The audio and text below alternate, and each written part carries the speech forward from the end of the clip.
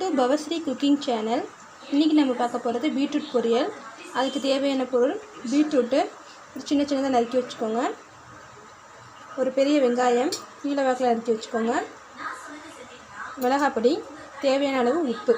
இப்போ வாங்க எப்படி பண்ணலான்னு பார்க்கலாம். இப்போ அடுப்பில் கடாயை வச்சு எண்ணெய் ஊற்றிருக்கேன், நல்லெண்ணெய் ஊற்றிருக்கேன். தாளிப்புக்கு கடுகு, உளுந்தம் பருப்பு, கொஞ்சம் கருவேப்பிலை, பொரிஞ்சதும் 2 பட்டை வத்தல் கிள்ளி போட்டுக்கோங்க.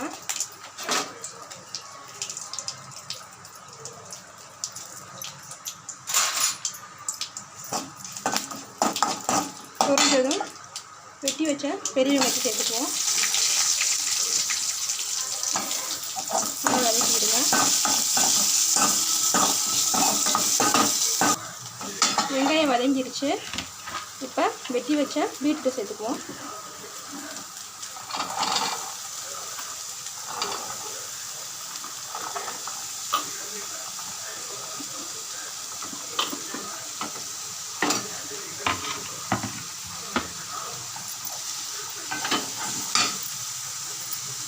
கிண்டி விட்டுக்கோங்க.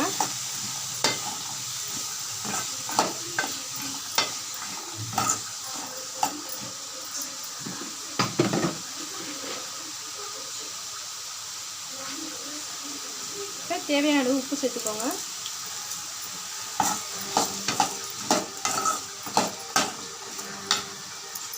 இப்போ இதோட கொஞ்சமாக மிளகாப்பொடி சேர்த்துக்கோங்க. இது நான் சாம்பாருக்கு சாப்பிட போகிறோம், அதனால் கொஞ்சமாக மிளகாப்பொடி சேர்த்திங்கன்னா நல்லாயிருக்கும். புளிக்குழம்புக்கு வச்சு சாப்பிடணுன்னா மிளகாப்பொடி சேர்க்க தேவையில்லை, அதை ஸ்கிப் பண்ணிக்கலாம். சாம்பாருக்குனால நாங்கள் மிளகாப்பொடி சேர்த்துருக்கேன். நல்லா கிண்டி விட்டுக்கோங்க. இப்போ தேவையான அளவு தண்ணி சேர்த்துக்கோங்க.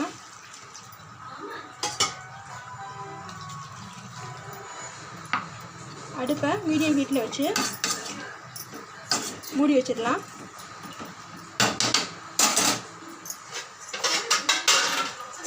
வேகட்டும். கொஞ்ச நேரம் கழிச்சு பார்ப்போம்.